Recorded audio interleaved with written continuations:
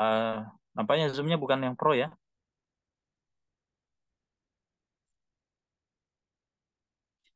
Baik, Lanjut set. ya saya lanjut. Ada ada WA di HP-nya set nanti. Baik. Tapi slide saya tidak nampak lagi.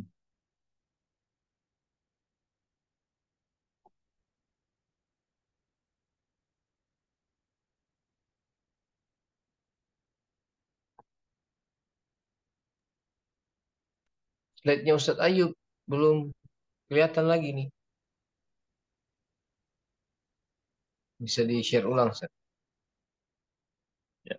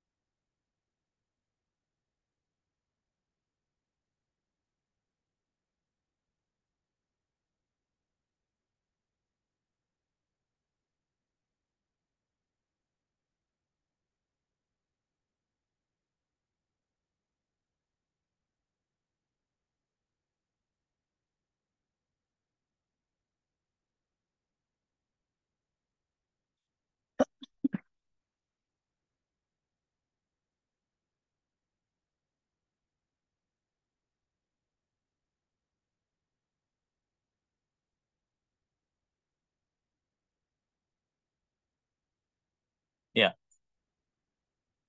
Saya lanjut. Setelah periode sahabat, kita masuk pada periode tabi'in. Di periode tabi'in juga sama.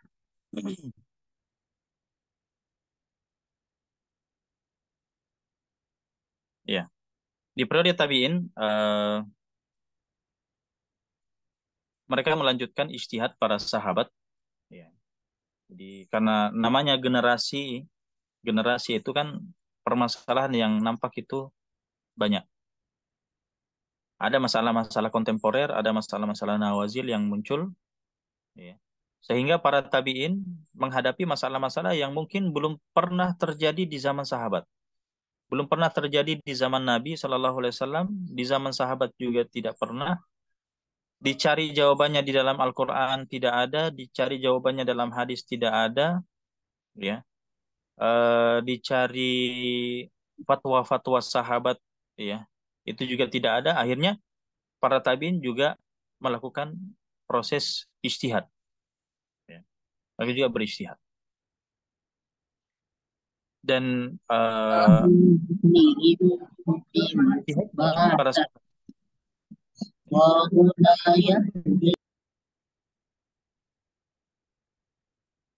ijtihadnya para sahabat, ijtihadnya para tabiin, perangkat ijtihadnya itu lebih kompleks lagi.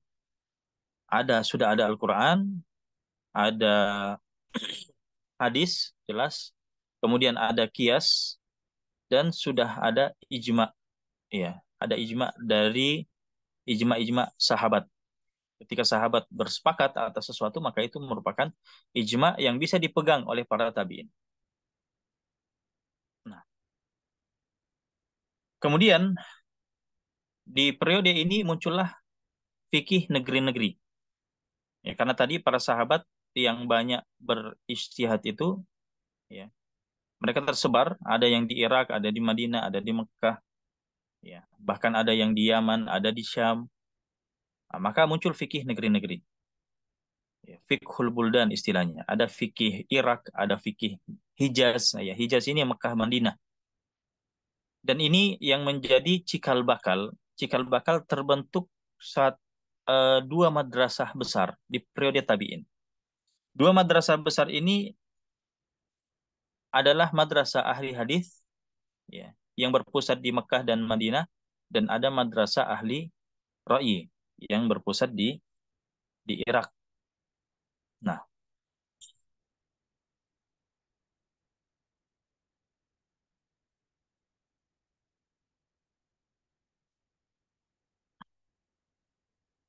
Apa perbedaan dua madrasah ini? Dua madrasah ini sebagaimana yang saya jelaskan sebelumnya. Madrasah ahli hadis artinya mereka fokus terhadap apa yang nampak daripada hadis. Jadi mereka tidak terlalu mendalam, tidak terlalu jauh menganalisa sebuah hadis. Pokoknya apa yang nampak daripada hadis itu, itulah yang merupakan jawaban. Ya. Belum lagi karena memang kondisi Mekah dan Madinah itu mereka tidak dihadapkan dengan masalah-masalah kontemporer yang sebagaimana dihadapi oleh orang-orang di Irak. Ya. Adapun di Irak permasalahan sangat kompleks, sangat banyak, dinamika kehidupan di sana tidak sebagaimana di Mekah dan Madinah. Kemudian belum lagi orang-orang yang baru masuk dalam Islam, itu banyak masalah-masalah di Irak. Ya. Sedangkan hadis-hadis yang ada di sana, ya, eh, kalau penyebaran hadis banyak, tapi kualitas hadisnya itu tidak ada yang menjamin. Ya. Kualitas hadis yang tersebar di Irak itu tidak sebagaimana kualitas yang ada di Mekah dan Madinah ya. Memang dulu pusat Nabi Shallallahu Alaihi Wasallam. Sehingga mereka sangat berhati-hati. Jadi ahli ra'yi benar-benar menggunakan logika mereka, benar-benar menggunakan nalar mereka dalam memahami sebuah hadis secara mendalam, ya. Mereka menentukan ilat daripada suatu hadis dan menyelesaikan masalah-masalah yang lainnya. Ya. Makanya mereka dikenal sebagai ahli ra'yi. Dan perlu diketahui bahwa penamaan ahli hadis dengan ahli ra'yi bukan berarti ahli hadis tidak menerima ra'yu, tidak menerima nalar, tidak memakai akal dalam memahami hadis. Tidak. Penamaan ahli hadis di sini hanya sebagai penamaan dominan saja. Kenapa? Karena mereka lebih banyak kembali kepada hadis, lebih banyak kembali pada asar dalam menyelesaikan suatu permasalahan. Dan bukan berarti penamaan madrasah ahli ra'yi berarti mereka menolak hadis, tidak. Ya. Mereka tetap memakai hadis, hanya saja porsi pemahamannya itu lebih mendalam. Porsi penggunaan nalarnya itu lebih banyak. Makanya mereka dikenal sebagai ahli ahli ra'yi. Dan ahli hadis berpusat di Makkah dan Madinah bukan berarti tidak ada ahli hadis di Irak. Ada ahli hadis di Irak. Dan eh, ahli ra'yi berpusat di Irak bukan berarti tidak ada ahli ra'yi di Makkah dan Madinah. Ada ahli ra'yi yang ada di Makkah, ada di Madinah, tapi dominannya ahli hadis ada di Hijaz dan ahli ra'yi ada di Irak. Ya. Nah ini dua madrasah yang muncul di periode tabi'in. Kemudian kita masuk pada periode Imam Mujtahid. Nah di periode Imam Mujtahid ini muncullah mujtahid-mujtahid, ya, murid-murid daripada tabi'in, ya, bahkan di antara mereka ada yang masuk atau diperselisihkan apakah dia adalah eh, tabi'in atau tidak. Seperti Abu Hanifah. Abu Hanifah diperselisihkan apakah beliau tabi'in atau tidak. Di mana yang mengatakan beliau tabi'in adalah berhujjah dengan bahwasanya Abu Hanifah pernah melihat sahabat. Ya. Pernah melihat Anas bin Malik. Kalau memang itu benar, maka Abu Hanifah termasuk golongan tabi'in. Tapi kalau itu tidak benar, berarti beliau bukan tabi'in, tapi atba at-tabi'in. Adapun Imam Malik, Imam Syafi'i, dan Imam Ahmad jelas mereka bukan golongan tabi'in, tapi mereka adalah atba at-tabi'in. Nah, mereka adalah imam-imam mujtahid. Ya. Kenapa disebutkan imam sebagai imam-imam mujtahid? Karena perangkat untuk berijtihad itu terpenuhi pada diri mereka. Apa saja perangkat-perangkat ijtihad, ya, sehingga seorang itu dikatakan sebagai mujtahid, nah itu banyak sekali, ya. Eh, di bagian akhir daripada pembahasan usul fikih, yaitu di situ disebutkan kriteria seorang mujtahid, ya. Mereka ketika memahami Al-Quran, mereka memahami dengan pemahaman sendiri, tidak lagi memahami dengan pemahaman orang lain, ya, tidak butuh lagi pemahaman orang lain dalam mensyarah hadis, dalam menilai rijal-rijal hadis, ya. Mereka sudah punya kriteria masing-masing. Bukan lagi taklid, itu namanya mujtahid. Nah, di sini kalau kita lihat, Abu Hanifah lahir tahun 80 Hijriah, meninggal tahun 150 Hijriah, dan umur beliau itu 70 tahun. Ya, 70 tahun. Adapun Imam Malik lahir 93, meninggal 179, dan umur beliau 86. Jadi dari segi umur, Imam Malik yang paling lama, ya, yang paling panjang umurnya, Imam Malik. Adapun Imam Syafi'i lahir tahun 150 Hijriah, di tahun meninggalnya Abu Hanifah. Jadi Imam Syafi'i dengan Abu Hanifah ini tidak ketemu. Mereka tidak ketemu. Kenapa? Karena di tahun yang sama Abu Hanifah meninggal, barulah lahir Imam Syafi'i. Dan Imam Syafi'i meninggal tahun 204, dan umur beliau 54 tahun, ya. Dan beliau yang paling pendek umurnya, Imam Syafi'i. Adapun Imam Ahmad lahir tahun 164 dan meninggal 241, dan umur beliau 77 tahun. Nah, ini empat imam mazhab yang mazhabnya itu eh, masih lestari sampai hari ini. Ya. Mazhabnya masih lestari sampai hari ini. Berbeda dengan mazhab-mazhab yang lain. Mazhab-mazhab yang lain itu sudah punah. Ya. Di sini ada mazhab-mazhab fikih yang sudah punah. Ada mazhab Al-Hasanul Basri, ada Sufyan ats-Tsauri, ada Al-Auza'i, ada Laits bin Sa'ad, ada Sufyan bin Uyainah, ada Ishaq bin Rahoya atau Rahawai, ada Abu Thawr, ada Ibnu Jarir At-Tabari. Ya, ini sebetulnya adalah imam-imam mazhab, dan mereka dulu ada mazhabnya, ada pengikutnya, ada hasil-hasil ijtihadnya. Tapi kenapa sampai punah? Ini banyak faktornya sebetulnya. Ada faktor-faktornya, di antaranya adalah eh, faktor murid, ya, faktor murid. Contohnya Laits bin Sa'ad. Laits bin Sa'ad ini kalau kata Imam Syafi'i, Laits bin Sa'ad ini lebih fakih, ya, lebih jago ilmu fikihnya dibandingkan Imam Malik. Laits bin Sa'ad.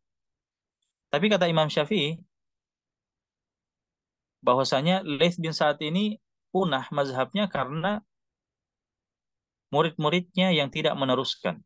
Beda dengan Imam Malik. Imam Malik murid-muridnya militan, ya, sehingga mazhabnya bertahan sampai hari ini.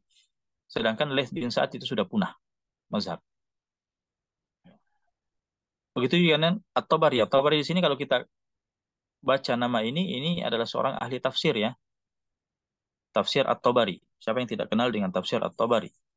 Ya, ternyata beliau adalah salah seorang, dulu adalah imam mazhab, punya pendapat-pendapat. Baik. Nah, ini mazhab-mazhab fikih yang punah. Dan masih banyak faktor yang lainnya. Faktor yang lainnya misalnya dulu pemerintahan, ya, pemerintahan itu ada yang memakai mazhab fikih eh, tertentu, ya, terutama mazhab Hanafi. Mazhab Hanafi itu banyak dipakai di daulah-daulah Islam, mulai dari daulah Abbasiyah, ya, sampai ke belakang. Itu banyak memakai mazhab Hanafi. Begitu juga faktor eh, al-qadhi, ya, al-qadhi bagi hakim. Jadi dalam memutuskan perkara, ya, ada yang memakai mazhab tertentu. Dan hakim yang terkenal adalah murid daripada Abu Hanifah, Al-Qadhi Abu Yusuf. Al-Qadhi Abu Yusuf, beliau ketika mengangkat hakim-hakim di negeri tertentu, yang beliau angkat adalah yang bermazhab Abu Hanifah. Belum lagi wakaf-wakaf ya, ada wakaf-wakaf tertentu, wakaf eh, diwakafkan untuk mazhab ini, mazhab itu, dan sehingga mazhab fikih yang lain punah dan yang tersisa sampai saat ini adalah 4 mazhab saja. Mazhab yang sempat bertahan sampai abad ke-8 itu adalah Zohiriyah.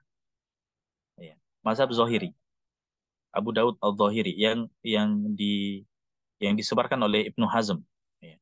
Dan sempat bertahan sampai abad ke-8 tapi ternyata punah juga. Nah, baik. Apakah mazhab fikih yang punah ini benar-benar hilang, tidak ada pendapat-pendapatnya yang tersisa sampai sekarang? Tidak. Mazhab fikih yang ada, ya, yang punah ini itu sebetulnya sebagian pendapat-pendapatnya itu sama dengan 4 mazhab, dan pendapat-pendapat yang berbeda itu masih ada kita temukan dalam kitab-kitab muqaranah, ya, kitab-kitab perbandingan mazhab, ya. Misalnya eh, dalam Bidayatul Mujtahid itu kadang disebutkan ada pendapatnya Al-Auza'i, ada pendapatnya Sufyan ibn Uyainah. Dalam kitab-kitab tafsir juga seperti itu. Ya, kadang kita temukan pendapat-pendapat para ulama ini. Ya, tapi bukan lagi sebagai mazhab yang utuh. Ya. Tapi hanya satu dua saja pendapat-pendapatnya itu masih masih terjaga dalam kitab-kitab fikih yang ada. Jadi bukan maksudnya benar-benar punah, hilang dari peredaran pendapat-pendapatnya. Tidak, masih ada. Baik, berikutnya.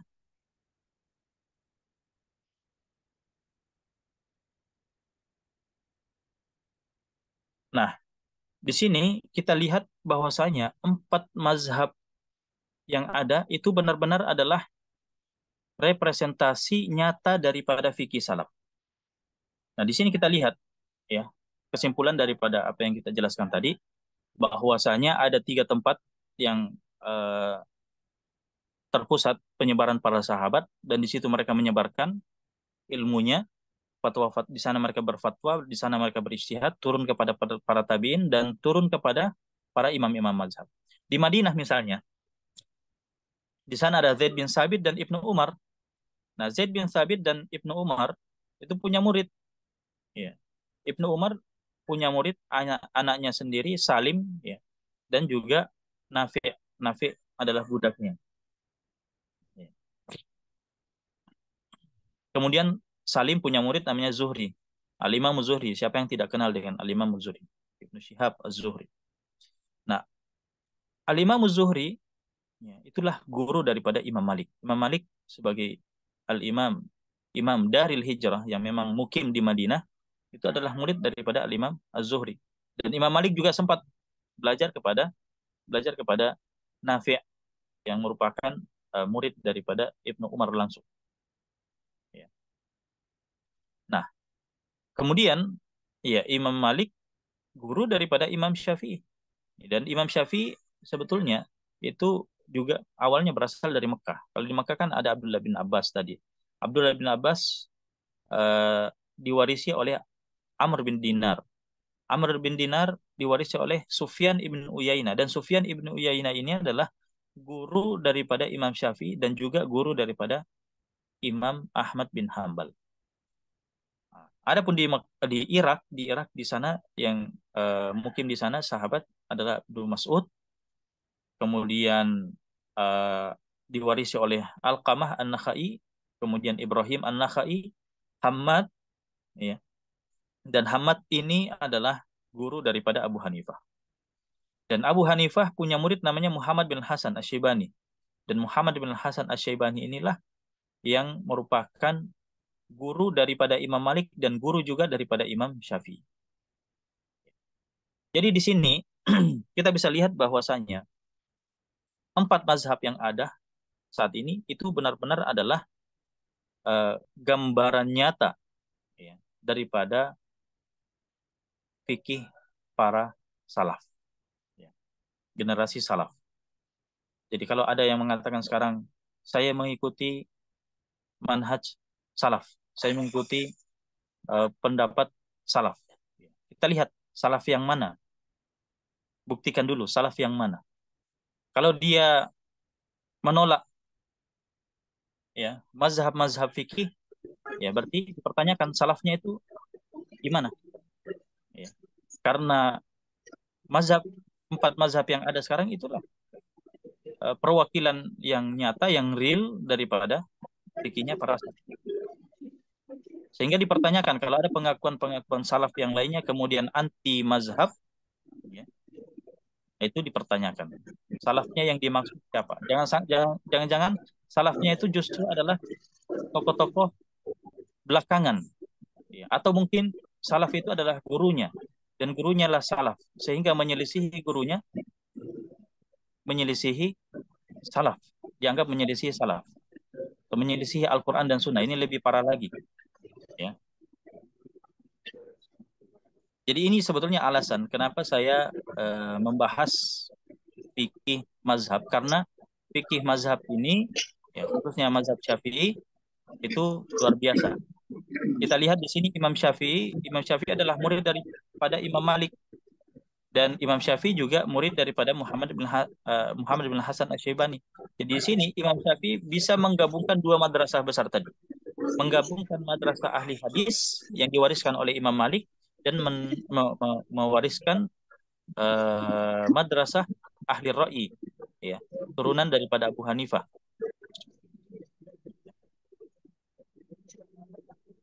Adapun Imam Ahmad sendiri, Imam Ahmad, ya, Imam Syafi'i belajar dan mengajarkan. Ya, jadi antara Imam Syafi'i dan Imam Ahmad itu saling bertukar pikiran.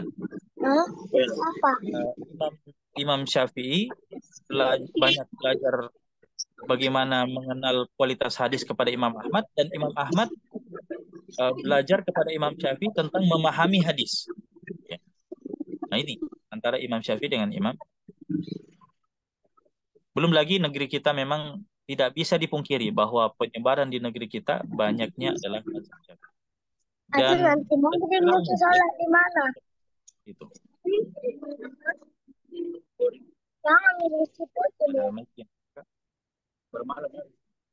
Nah, Mungkin Ustadz waktu Supriandi, malam. mohon maaf, bisa ditutup dulu mic-nya.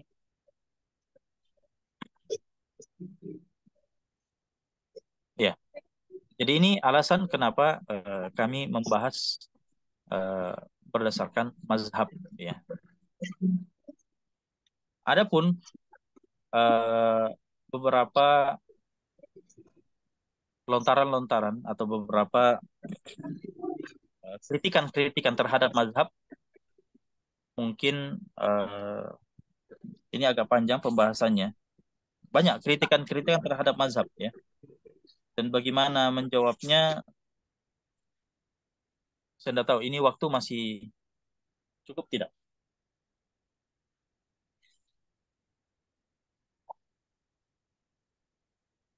Atau anu dulu Ustaz, Cukup, mungkin cukup. kasih jeda dulu Ustaz.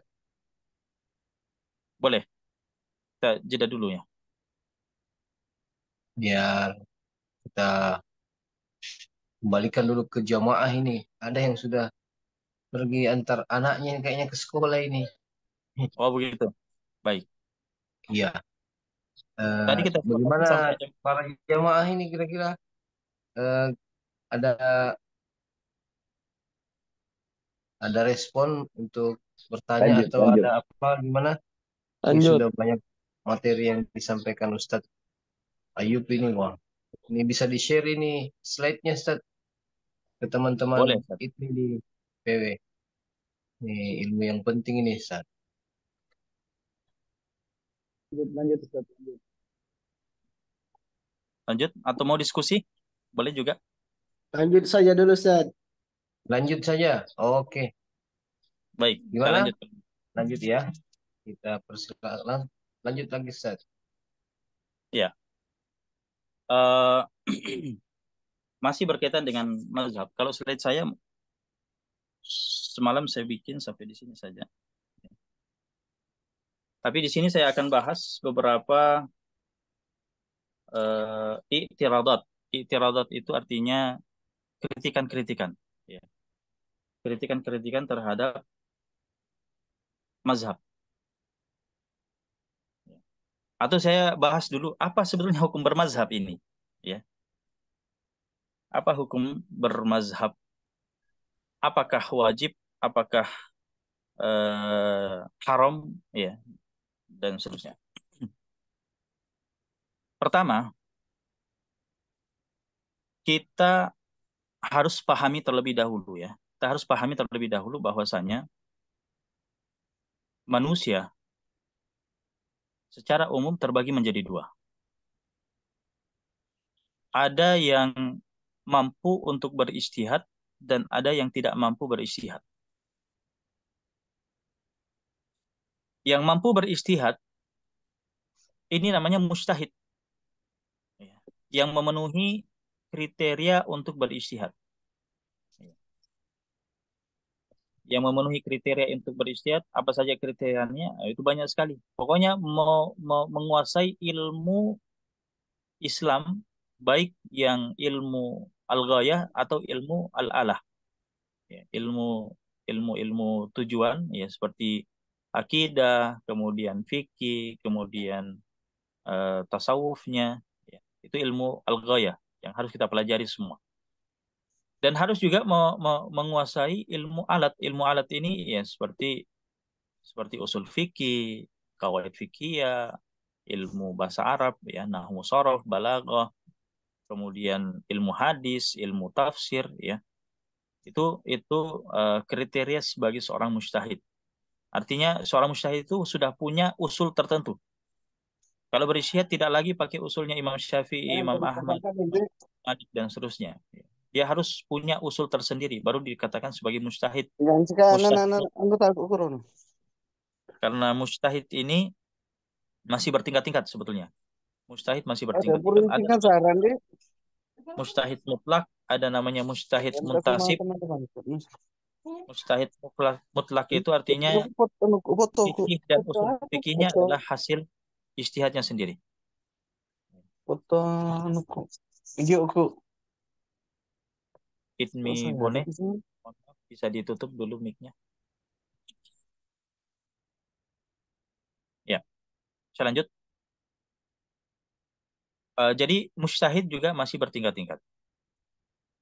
Dan kalau sekaliber Imam Abu Hanifah, Imam Malik, Imam Syafi'i, dan Imam Ahmad, ini sudah sampai pada derajat mujtahid mutlak. Ada namanya mujtahid muntasib. Mujtahid muntasib ini artinya mereka belum bisa membuat metode tertentu, belum memiliki usul fikih tertentu. Tapi fikihnya itu hasil ijtihadnya sendiri. Itu mujtahid muntasib. Dan mujtahid muntasib ini seperti murid-murid Imam mujtahid mutlak, ya. Murid-muridnya Imam Abu Hanifah, murid-muridnya Imam Malik, murid-muridnya Imam Syafi'i, muridnya Imam Ahmad. Nah, itu mujtahid muntasib. Sehingga murid-muridnya ini kalau kita lihat itu secara usul, ya, secara usul itu masih memakai usulnya guru-gurunya. Tapi fikih, ya, kalau fikihnya itu sudah ditemukan perbedaan. Jadi misalnya Al-Imam Al-Muzani. Al-Imam Al-Muzani muridnya Imam Syafi'i itu sudah ada pendapat-pendapatnya yang berbeda dengan Imam Syafi'i. Makanya kalau ada yang mengatakan bukankah imam-imam mazhab itu melarang kita untuk taklid kepada mereka? Misalnya Abu Hanifah mengatakan jangan jangan ikuti pendapatku sebelum kalian mengetahui dari mana saya ambil. Kemudian Imam Ahmad juga mengatakan bahwa la tuqalliduni wa la tuqallid Malikan wa la tuqallid Al-Auza'i wa ila ghairi dzalik. Ya. Imam Syafi'i bahkan mengatakan jangan, ya, jangan ikut pendapatku, ya, dan seterusnya. Banyak pendapat-pendapat, perkataan-perkataan seperti itu pada imam-imam, ya. Nah, sebetulnya para imam-imam itu mengatakan perkataan itu ditujukan kepada siapa? Apakah ditujukan kepada kita-kita yang awam ini, ataukah ditujukan kepada murid-muridnya yang sudah sampai pada derajat mujtahid? Jadi memahami perkataan para imam itu, harusnya kita pahami bahwa mereka itu berbicara dengan murid-murid mereka. Dan bukan maksudnya adalah untuk semua orang. Karena tidak semua orang memiliki kriteria untuk beristihad. Sehingga yang mujtahid harus tetap beristihad, tidak boleh taklid. Sedangkan yang muqallid, ya, tugasnya adalah taklid dan tidak boleh beristihad. Ya, kapan muqallid beristihad, wah bahaya jadinya. Ya. Kalau ada muqallid yang beristihad sendiri, nah, disitulah sumber masalah, bahkan sebagian besar sumber masalah di umat Islam saat ini itu kuncinya pada masalah ini, yaitu muqallid bergaya mujtahid. Muqallid bergaya mujtahid. Makanya kenapa ada sampai pendapat-pendapat nyeleneh, ya, pendapat-pendapat ekstrim, ya, pendapat-pendapat radikal, ya. Itu semuanya karena berangkat dari beristihad tanpa memenuhi kriteria beristihad. Saya pribadi mempelajari masalah ini, sumbernya di situ. Ya. Munculnya pemikiran-pemikiran nyeleneh, ya, pemikiran-pemikiran radikal di tubuh umat Islam saat ini, itu masalahnya di sini. Kenapa? Karena mukallid tapi bergaya mujtahid. Beda halnya kalau misalnya kita tahu diri, ya, kita tahu diri bahwa kita ini adalah mukallid, sehingga kita hanya ikut kepada salah satu dari 4 mazhab yang ada. Maka dijamin tidak ada pendapat-pendapat nyeleneh dan tidak ada pendapat-pendapat radikal. Makanya salah satu permasalahan misalnya munculnya kelompok-kelompok radikal, ya. Mereka kalau dilihat, ya, mereka bahkan mengatakan bahwa kami merujuk kepada Al-Quran dan Sunnah, ya. Merujuk kepada Al-Quran dan Sunnah. Bukan di situ masalahnya. Semuanya merujuk kepada Al-Quran dan Sunnah. Cuma bagaimana pemahamannya? Apakah pemahamannya itu bersambung, benar-benar bersambung kepada para sahabat, pada para tabi'in, ya. Memahaminya dengan pemahaman yang benar, ataukah mereka itu memahami Al-Quran dan Sunnah tapi memahaminya dengan pemahaman kelompoknya saja, memahaminya dengan pemahaman gurunya saja, ya. Sehingga menghasilkan pendapat-pendapat yang nyeleneh, pendapat-pendapat yang radikal, yang ekstrim. Ayat-ayat yang berkaitan dengan orang-orang kafir, orang-orang musyrik, itu dipraktekkan kepada orang-orang muslim, ya. Makanya kenapa banyak kelompok-kelompok yang mudah mengkafirkan, mudah membid'ahkan, yaitu berangkat dari sini. Tapi kapan misalnya seorang itu eh, paham dengan 4 mazhab, pendapat 4 mazhab, ya, maka dia tidak mudah membid'ahkan, apalagi mengkafirkan, ya. Nah, itu kenapa alasan kenapa saya mengangkat fikih mazhab ini sebagai bahan untuk kita saling bertukar pikiran, ya. Eh, karena faktor ini, ya. Kalau kita memahami fikih, ya, jangankan 4 mazhab, ya, satu mazhab saja, fikih Syafi'i saja, itu sudah banyak permasalahan-permasalahan yang bisa kita selesaikan dengan sejuk, ya, dengan damai. Apalagi kita ini sebagai kumpulan para mubalik, para dai, itu harus paham minimal satu mazhab saja. Kita paham satu mazhab sehingga permasalahan-permasalahan yang terjadi, yang ditanyakan oleh masyarakat, itu bisa kita selesaikan dengan baik. Kita tidak menganggap diri kita sebagai seorang mujtahid, ya.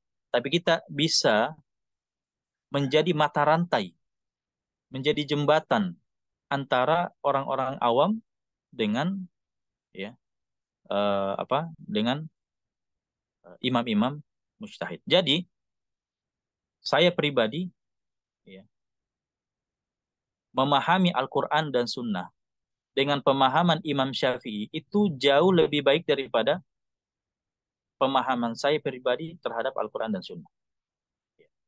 Kadang saya ditanya sama jamaah, Ustadz, hukumnya ini gimana? Saya katakan, eh, dalam mazhab Syafi'i seperti ini kesimpulannya. Ya, hukumnya seperti ini. Ya, kadang mereka mengatakan, mana pendapat yang kuat, Ustadz? Pendapat yang kuat. Menurut Ustadz. Saya bilang, saya tanya dia, Anda lebih suka pemahaman saya atau pemahamannya Imam Syafi'i?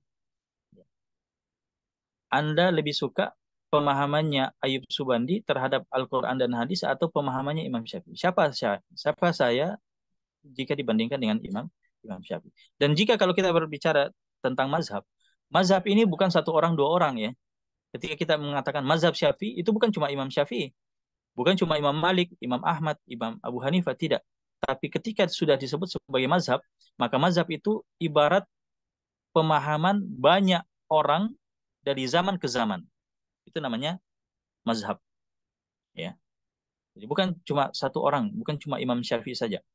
Jadi kalau saya mau dibandingkan dengan mazhab Syafi'i, ya, berarti membandingkan antara Ayub Subandi dengan banyak ulama Syafi'iyah.